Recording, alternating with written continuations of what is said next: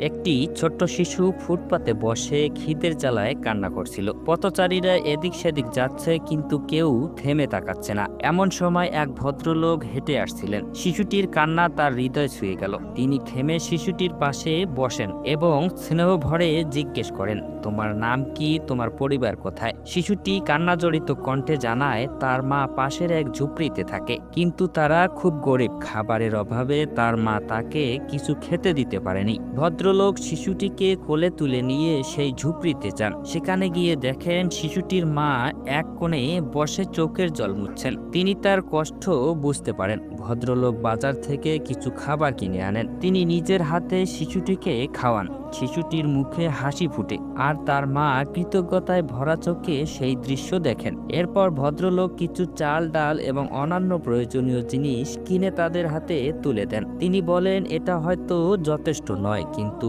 সামান্য হলেও তোমাদের সাহায্য করবে। এভাবে তার উদারতা এবং ভালোবাসা সেই পরিবারের জীবনে সামান্য হলেও স্বস্তি এনে দেয়।